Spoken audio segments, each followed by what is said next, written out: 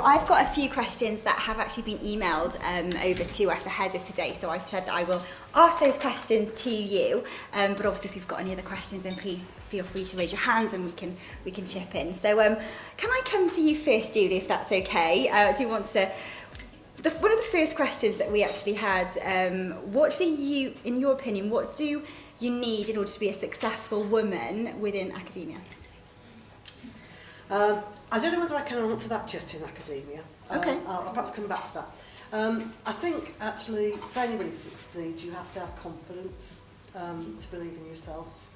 And I guess in academia, I had quite a shock when I came in. I'd worked in engineering, where I'll be honest with you, I think the prejudice was clear and evident.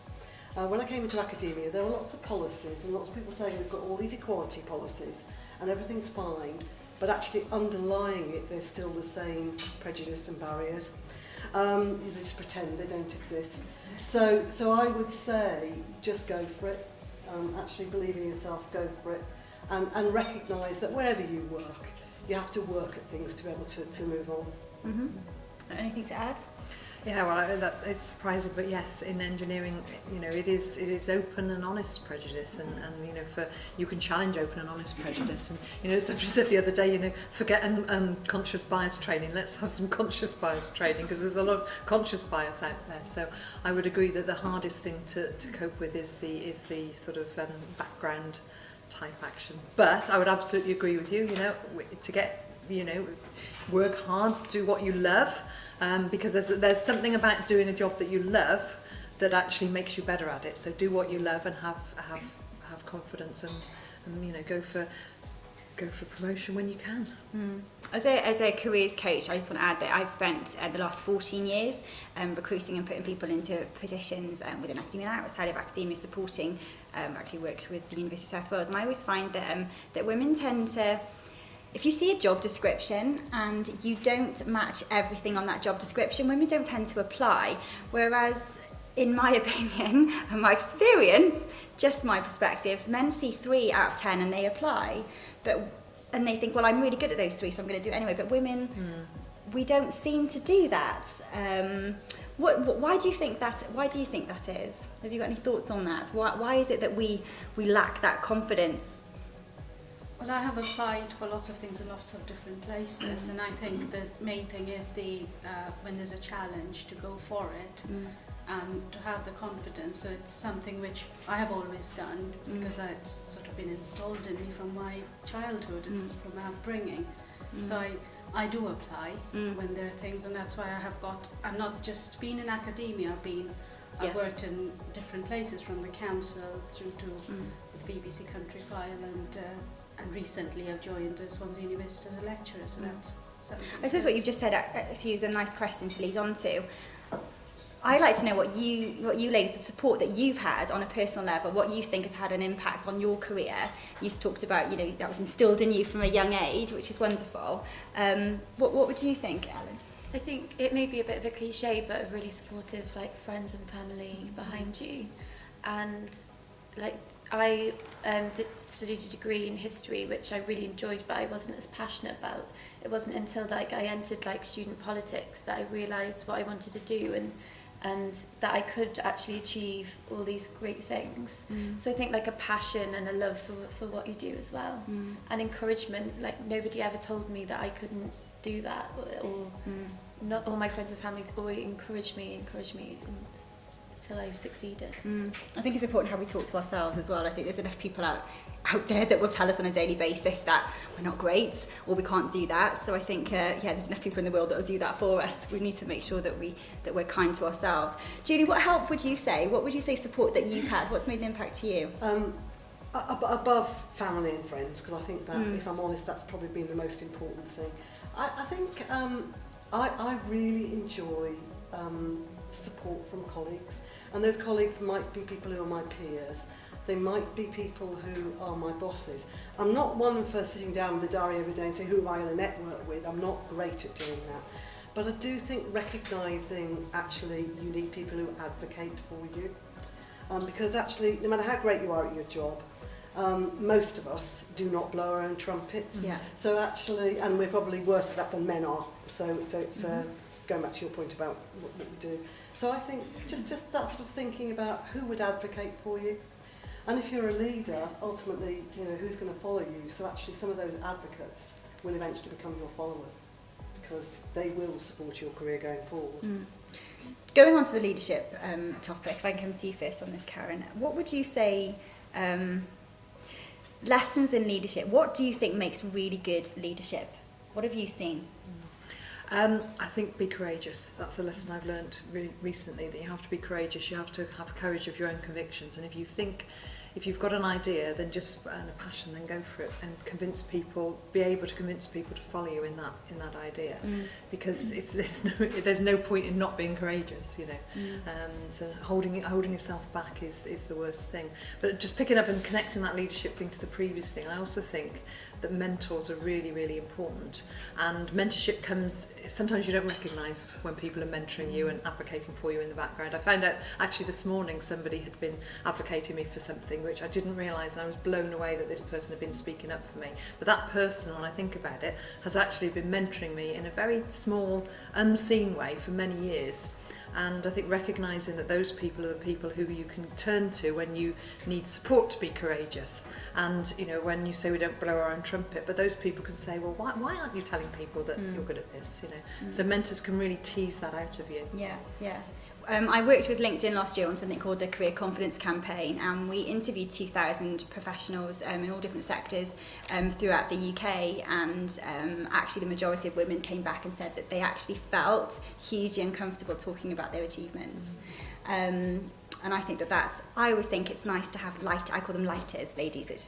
We all have these people in our lives that make us feel we're incredible, people that make us feel like we can take over the world, and I think it's really important that we surround ourselves with good people and read good books. We are the books we read and the people we hang with, for sure. And this is a really obvious question, but it came through from so many people, and I'm sure that there are lots of people in the room that will also have their stories too, but barriers. And I'm sure there are lots and lots of barriers. We know what the barriers are, but were there maybe one specific time when you can remember thinking, my goodness, I need to break through this one. How am I going to break through this one? You're nodding. Well, it's sort of which I am at the moment, trying to balance, because I came back into academia, I took a career break because I had a baby, and I came back as 20% when he was... Rohan was 1.5 years old, and then I worked up to 40%, and now and that was as a research project, and then I learned to balance the research and my baby commitment. I want to be with my baby more, and then when I started this job last year, which is a lectureship on a research line, it's on a 70% flexible contract with the what I've said, I want my 30% during school holidays off, but not a school term time contract, because that was something to try and get that across was difficult, because there are lots of school term time contracts. But the problem is, as a researcher, if I took a school term time contract, yes, I'd have my holidays off, but it would mean there would be conferences, there'd be meetings, like this year in August I'm invited to be a keynote speaker at a meeting in Bergen, and when you're off your contract, you're not insured. So I couldn't then attend all these things, and I couldn't go around telling people, right, I am on a part-time contract, on a school term time, please don't do the conferences now. Do the school time. So that was one thing, and I think HR had never come across it, because there's so few women who are doing this sort of a thing. So we had to go, they are great that I have got it, but we still had to go through the entire thing. I sort of worked out, look, it's 50 hours per year we're supposed to work. Of that, if you take 70%, this is 70%. So you worked with HR to get my contract sort of. And it's sort of, how do you do it, and how do we make sure? But the question that, because I was asking for that, that was I going to be able to do the job? That itself, I thought, that's crazy, Why do we have to? It should be natural. But it shows, I think, that people are not going through that process. So, but that's what I mean about the courage, because that took courage to actually challenge that sort of normality and say, no, I don't want that. A lot of people wouldn't have that courage to question that, and so you've been courageous, and you've opened the door for a lot of other women now because you know your HR department now know how to do that. So that's the type of courage I'm talking about. Yeah, perfect example there. So I'm interested to know a little bit more about what you're doing. I know that you had a late night last night. There was the new. It was quite a big night last night. Do you want to let everybody know what? So last night was the results of the elections for next year. So for my successor and all of the other sabbatical roles. So that's really exciting. So you're going to be here for the next 4 months, is that right? Yeah, so I've only got 4 months left as president, and then hoping to run for NUS Wales Women's Officer. So doing what I do now on a national level for women and encouraging. Well, I've already written a manifesto ahead of the Welsh Assembly election for the Women of Wales, and this encompasses everything to do with student life and barriers that students come across in university, and how the government could combat that. Mm-hmm. So I really like that to roll out, and parties had the opportunity to pledge to some of our manifesto points and support them. On that, what would you say that you've noticed in terms of the main barriers? For me, a lot of students who come to university who are from Wales haven't had an inclusive sex education, and so a lot of gender hasn't been discussed. Different sexualities haven't been discussed, and neither has consent and emotions. It's all very biological, and if your parents aren't talking about things like that, then you have a really skewed view of what sexual relationships, etc. are, and how to treat women, Mm-hmm.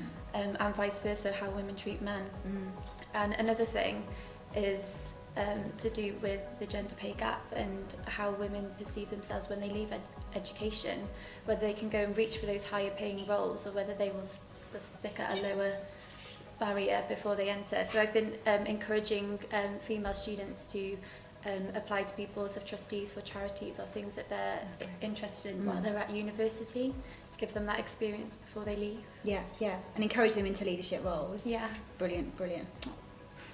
Yeah, that's fab. As a leader, I'm going to go back to the leadership question. As somebody I've known you for quite a while, and when you walk in a room, I always smile, and I think you are an inspirational woman. What would you say is the key? And I'm blowing your own trumpet now. You don't need to do it, but what do you think makes you a good leader, Julie? Is anyone in the room? I think other people judge whether I'm a good leader, but I'm inspired by the work of a researcher called Gareth Jones and his colleague James Coffey. They talk about leadership fundamentally about why would anybody follow you. That's their main thing. And whatever form of leadership you have, whether it's running the local tennis club, whether it's actually saying to people, let's get together and let's have a social and let's have a night in reading some books together, whatever form of leadership you take. So for me, what they talk about is being yourself more with skill. So I can't pretend to be something different. I'm this short little fat woman who's had a varied career. I'm not a traditional academic by any means. So actually, I can't change that. So actually, I need to work with that and play to that and use that well. So actually, I signed up at some events, and I know most of the room are men, and they think, who is this woman? I open my mouth, and I'm running a £200 million business. I know exactly what I'm doing. I'm passionate about the work we do here. I do use business-like language, but I care about what we do academically. And actually, that helps me, I think, inspire them to want to work with us and what we're about. So for me, this whole thing, leadership, you have to be authentic. Karen's point about, you have to believe in what you're doing. But you can't pretend to be something you're not. So we're coming back to those points earlier about, love the things you're doing. I hope as a leader that you recognise actually you're no better than anybody else. It's one of the things that worries me a little bit about the elitism in our society and some of the things you've started to raise. I probably find that the hardest. That's the biggest barrier for me. So somebody comes in with a royal title, or somebody comes in with a lord or a lady or a sir, and actually I admit there's a bit of me going, oh gosh, I need to do this to them because that's my background. We're working class, so we shouldn't. But I find that hard because there's preconceptions. So recognising who you work with, valuing who you work with, and actually taking those bold steps, actually saying there are times when you need to put your head above the parapet. And as a leader, that's your job all the time, really, is to drive things on. Great. I completely agree. Lots of people nodding all the way through that. The next question that we had from a lot of people actually, work-life balance. Hands up, who's nailed it? Anyone? Anyone nailed it? No. Anyone here nailed it? Like, what is work-life balance to you? Does it exist? Is it a myth? What do you think? Oh, we can come over to this side, but I mean, you've just talked about going back to work, haven't you? So, what's work-life balance like for you? Do you have it? How do you have it? I worked it out when I first came in, because I went in 20%. I was doing 2 half days and worked to 40% when my son was 2, did 2 half days, 1 full day, and then when he started full-time school I went to 60%. So I thought I was working days when he was in school and then I pick up. It was fine. Then when I started this job as a lecturer last year, it suddenly, I had it all nailed, I thought. Suddenly, instead of being just a researcher, now I teach, research, admin, 3 things I have to sort out within my part-time time, and then make time to go to the hockey matches, the swimming, or etc. Yeah. So I'm working on it. It's work in progress. So it's it's not an easy thing to balance, because within the teaching itself there's umpteen jobs. Within the admin role itself there's umpteen jobs, and then to bring in research in there, which I it's probably the one, because our commitment for the students comes first. Therefore, the research is the place where I can see which will take a hit, which if I'm not careful, and that's one of. But aware of it. Yeah. You're aware of that. Yes, it's going to. But how I'm going to balance it, it's something I'm still working on. Any advice? Well, I just pick up on that. You said that the research will have to take a hit, but one of the things in many academic roles, it's the research that really gives you the path through to promotion, and that's so typical that when we have to balance caring responsibilities, whether it's children, whether it's parents, because I'm in that age now where parent caring is there as well, and this is the reality that their research takes the hit, and so we have to really fight hard to make sure it doesn't. I think as academics, one of the problems which stops us from having a work-life balance is that most of us actually love our work, and we don't delineate between work and life.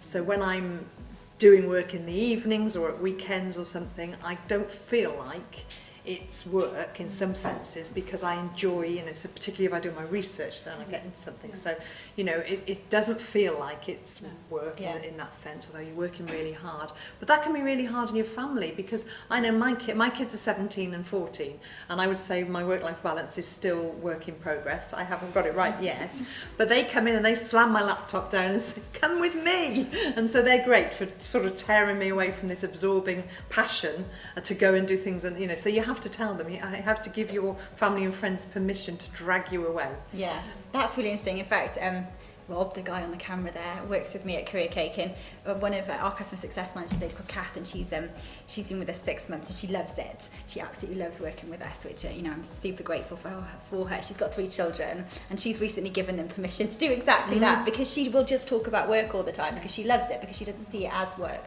So I think, especially within academia, you are so passionate about what you do. It's not always so much of a challenge, maybe. I don't know. What do you think? How do you manage to balance things, Julie? I'm going to be provocative. I think we talk too much about it. Actually, I think everybody makes choices. And I've got, my sons are older, 27 and 23, and they would not have had the life they would have had if I hadn't done the things I've done. So, I admit, I bring my family into a lot of things. So, if I was going off to conferences in Finland or the Netherlands, and it was possible to do a weekend, I would say, why don't you fly out to be with me, okay? And we'd get cheap flights, and the boys, still remember meeting my Finnish counterparts, how much they could drink, and what. so in one sense, I think you can't beat yourself up. And I had a very dear colleague who said, "Oh, for God's sake, you're going home and you're going to clean the oven," or I think some of it was because I didn't really want to do the work at some point. Get a cleaner. So actually, don't beat yourself up. Use the support you can. But I think in one sense, if you keep focusing on work-life balance, actually it'll become the thing you worry about, whereas really just get on and enjoy yourself. And if you end up not getting it right, that's fine. The thing you need to avoid is getting yourself ill. And for me, that's the space where you need to recognise where actually you're starting to not be able to do what you want to do because of your health and your emotional well-being. How do you think you've managed to do so much in such a short amount of time? Because you've been juggling a lot and you've been, lots of different roles and achieving quite a lot. What do you think has helped you do that? It's hard for me because my role is very social, so a lot of work overlaps with the social. All my friends are in the student movement, so sometimes you think you're going for coffee to have a nice little chat about something, and that you turn up talking about cuts that are happening to like higher education, etc. So I don't know, I think because the people I surround myself with are interested in the same things that I am. I don't have children. I have a lot of time to be passionate about what I do and achieve higher and higher. So now's the time for me to be doing that, I think. Yeah. But as Julie said, it's about self-care, which is my favourite term. I always say that to my CEO when she's trying to get me a deadline and I've been like working all week. I need some self-care. So just taking the time to like have a bath and read like one of your favourite novels and seeing your friends. Yeah, absolutely. So I've got one more question before I open it to the floor. So this one's come through. What is one bit of advice you would give the audience if they have an interest in pursuing leadership roles in or outside academia? So we've talked about what we think makes a good leader. What one piece of advice would you give to somebody listening to this if they want to pursue a role within leadership? Who wants to take that one first? Put yourself about a bit. I think it sort of goes back to some of the things we've talked about earlier, that actually we naturally, I think, don't blow our own trumpets, we naturally think maybe I can't do this. But actually, I think you have to, it is the greatest thing as well, I guess, but in my experience, if you sit in your room and expect it all to come to you, it won't. So you have to, and you've heard some, I see amazing examples this afternoon already of where people in a variety of ways have started to put themselves about a bit. So I think that would be my advice. Mm-hmm. And I'd build on that and say recognise the informal skills, leadership skills that you pick up through just doing stuff like organising something in your children's school, or football coaching, or all the sort of things that we take on when we've got kids, or when you haven't got kids, that organising, those organisational and those things where you take the lead in doing something. Those are informal skills that you pick up that really build on into your sort of portfolio of being you, that makes you a great leader. I think take the steps that you're scared to take. So if a great opportunity comes along and you're worried about you don't want to move there, or you don't want the pressure of it, just take that step and have the people around you to support you to do that. And if people are criticising you and putting you down, just don't listen to it. That's what I do. Anything you'd add to that? Well, to have the courage to move on if you've got bored with something, to try something new. If you've done something, you went into something deciding, I want this, but then after a few years you think, right, this is not really, I'm not interested, I am going up the ladder, but just the courage to move, and even if it's an opportunity for 3 months, just to take it, because once you never know where it leads. But also it's important to keep the networks as you build, as you hop subjects or hop disciplines, to keep the networks, because you never know when you want to go back, you never know which friend's going to help you out where. I would just add to that as well, I think making that step to do that, to apply for that role, takes a lot of confidence. So something that I encourage people to do when I'm working with them is to create something called a brag file, which is being very strategic about. It's great to surround yourselves with these lighters and people that think that we're wonderful and make us feel like we can take over the world and all that. That's great, but to actually strategically put together something that you can go to, because I don't care how confident you are. We all have days where we think, God, do I really add value? Am I really good enough? We all have those days. But if you have a collection of, it could be somebody, a colleague that you helped out the other day, or somebody, a customer that you really listened to them, and maybe it was an email from a friend, or maybe it's somebody that you helped, you talked about doing some stuff with a school, and just say to them, would you write me a testimony? It doesn't have to be a reference, it doesn't have to be anything official, but just something for you, even if you just screenshot it, that tweet that you got from that family member that said, you know what, you really made a difference this week, screenshot it, save it, and create a brag file, because I think that we don't use testament, we use them when we're going for a job or promotion, but we don't use them strategically in our day-to-day. So I always think having a little brag file is always a good idea to go to. If you're in a leadership position where you have to manage difficult people, I would say that my top tip is toddler taming. If you read Toddler Taming, I've got a very good friend of mine nodding over there. Some of the things that you learn from Toddler Taming, which was a very popular book when my kids were little, is actually the message. Say the message, be consistent in your message, say the message again and again and again, and don't put up with tantrums. And I think... Toddler Taming is great. It's not in the reference book in the Vice-Chancellor's office at the moment. It's on my shelf. Brilliant. Anybody want to add a favourite book quickly? I don't know if it's to do with leadership, so I'll pass. Do you want to just throw it in? I read Not That Kind of Girl by Lydon and it ruled my world. I've heard some really good stuff about that. It's really good. It's just like finally someone talking about not being the like stereotypical kind of woman. One person's opinion does not make that of the world, and to almost welcome judgment. It's coming. Judgment is coming. We are human beings. We have to make decisions every day. Who do we sit by when we get on the bus? We see these people walking down the street. Are we going to walk faster because they look a bit dodgy, or are we all right? Who do we marry? Who do we vote for? We make decisions every day, and judgment plays a part in these decisions. So judgment is happening. I walked in there, I walked up there, you all judge me. Like, it's cool. Like, I know it's going to happen. And just accept it. But understand the very power of perspective, which is what you think comes from the life you've led, and that's not my opinion, and it's very, very different, understanding that. And I think if we welcome judgment rather than get surprised when it happens, it's just a part of reality. I think that can help us in time flick that switch to remember that ultimately this is where we live. It's our perspective that really counts, and I can't do a huge amount about what other people think, and to try and live here a little bit more than living out there all the time. That would be my thoughts. I think there's like another part to that. We talked a lot about the media earlier on, and in the general election, looking at all the press coverage of people like Nicola Sturgeon and these like amazing, powerful women being judged on what they wore that day and whether they'd had their hair done and their new outfits. Like, we need to like stamp that out and start talking about what these women are actually doing and what their policies are. And etc. I think the other thing is, I think it's impossible to say you don't sometimes get hurt by those comments. I think it'd be naive to say that. I guess you're trying to weigh up, is there something here that would be valuable for me to reflect on? Okay. So sometimes, actually, I think if you take it as part of a mirror for a second, that there are some things that then I like to reflect on, often with people who I know have got my best interest at heart. And we're back to that network, and often that's family, but it isn't always.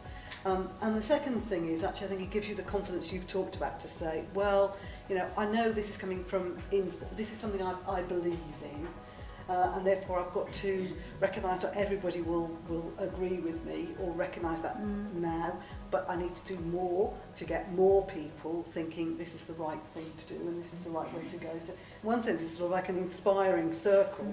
Actually you're saying, well, okay, I need to listen to this, but how do I take it on board and how do I move it on?